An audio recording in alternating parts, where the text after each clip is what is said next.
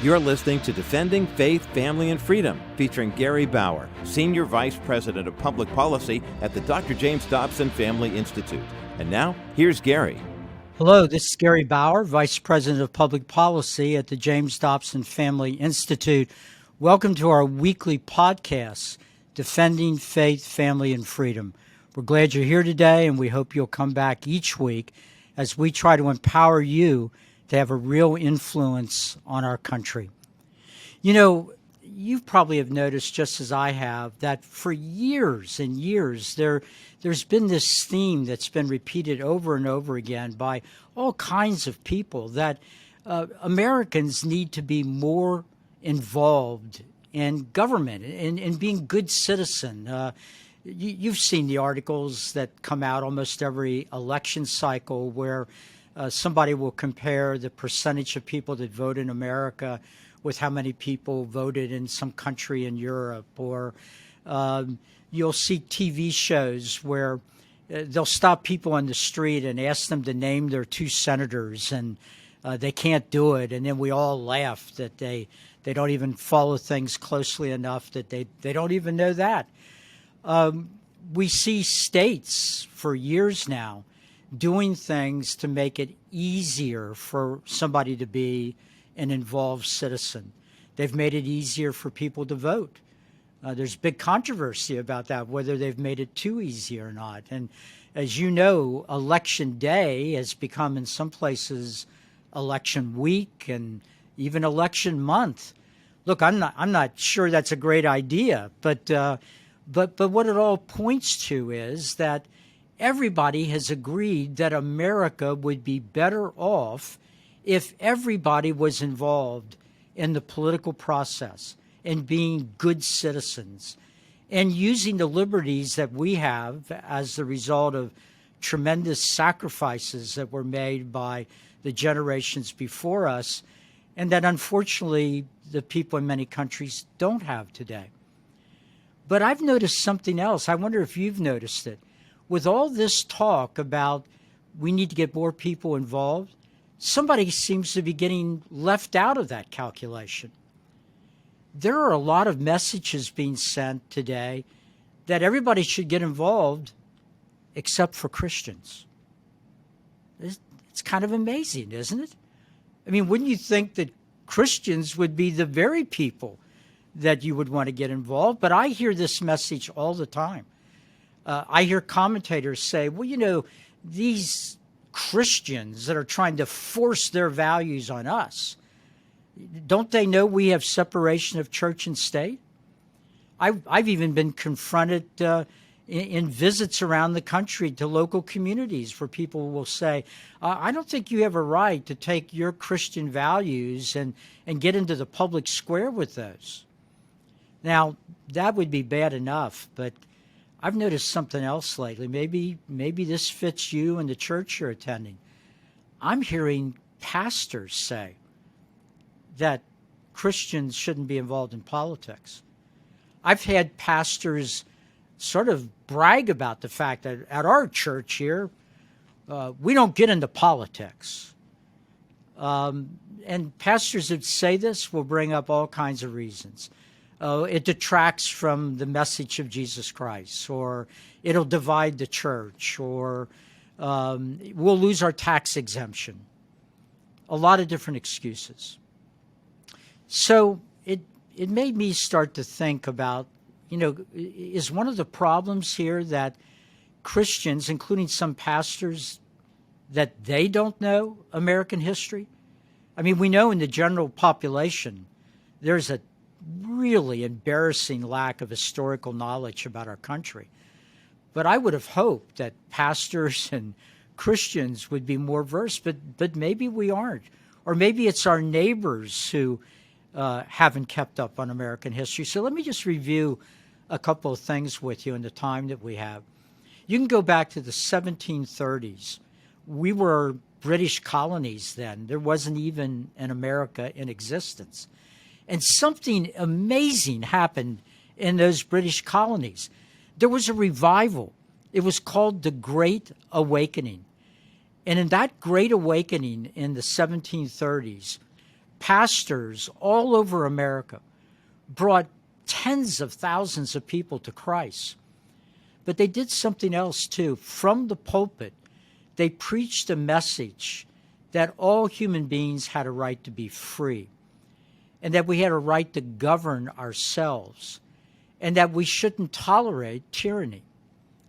Most historians have concluded that without that great Christian revival, that great awakening, the American colonies may have never revolted against King George in Great Britain.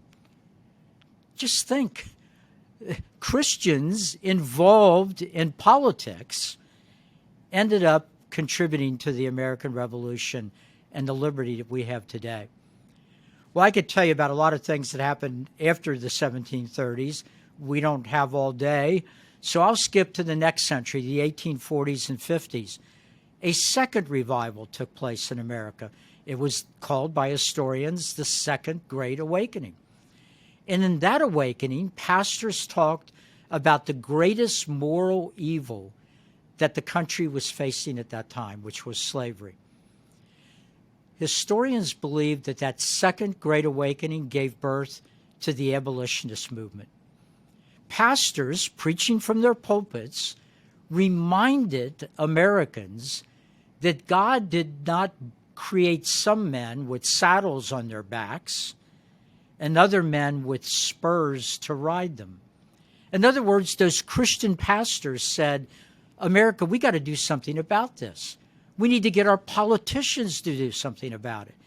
And again, that gave birth to the abolitionists.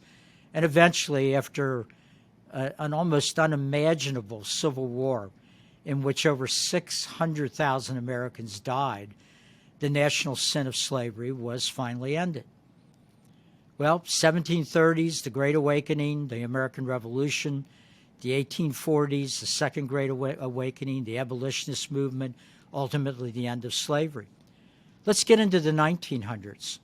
You know, not long ago, we just celebrated the life of the Reverend Martin Luther King. Did you hear what I said? The Reverend Martin Luther King. He's usually called Dr. King now, but at the time, everybody knew him because of his vocation. He was the pastor of a Baptist church in Atlanta, the Ebenezer Baptist Church. And Martin Luther King got smack in the middle of politics. He spoke power. He spoke truth to power. He began to register voters all over America and demand that it be easier for black men and women to be registered to vote. And he delivered to the American people and to our elected officials a biblically based message. If you get time, go back and listen to that last great speech he gave outside the Lincoln Memorial. You'll probably be surprised how many times he refers to the Bible.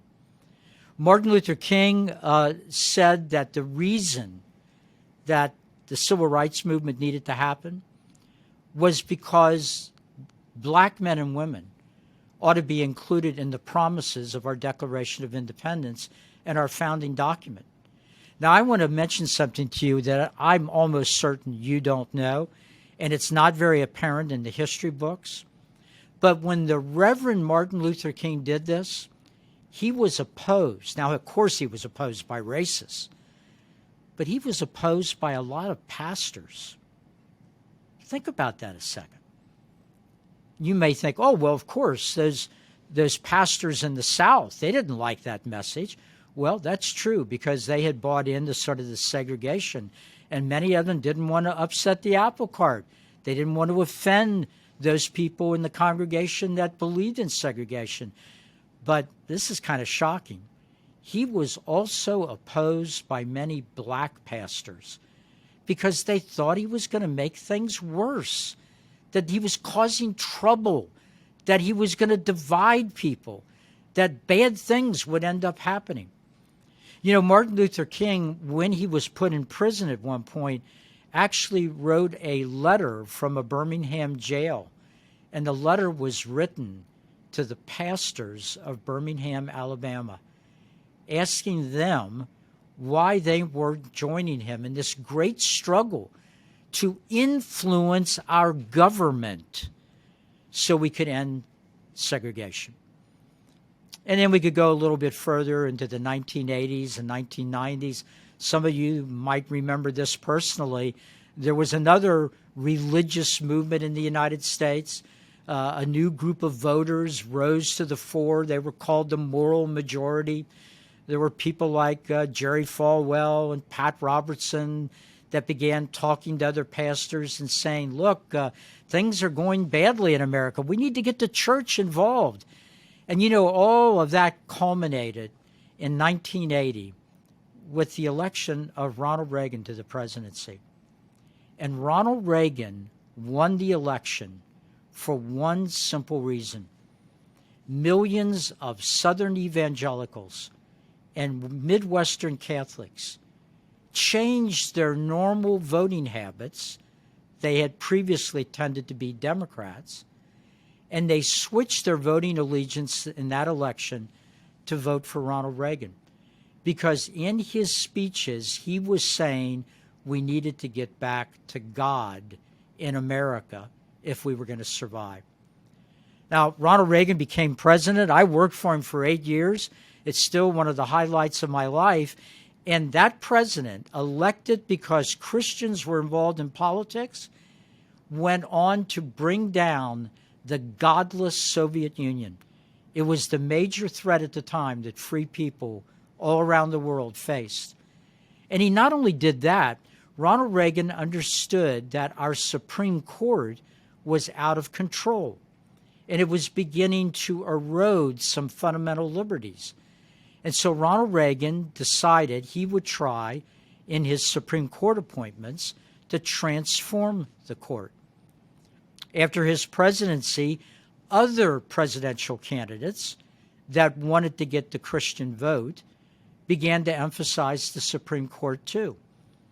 And the result is that today we have on the Supreme Court at least 5 and sometimes 6 Supreme Court justices that are committed to protecting religious liberty, so that our pastors and priests and religious leaders can say what they want from the pulpit, so that all of us can have a right of conscience to bring our faith into the workplace, into the public square, wherever we want to go.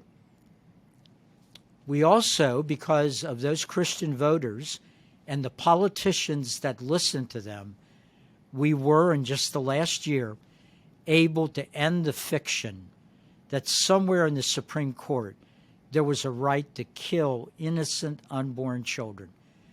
That Supreme Court, with justices appointed by presidents, elected by the great majority of Christians, overturned Roe versus Wade and ended abortion on demand.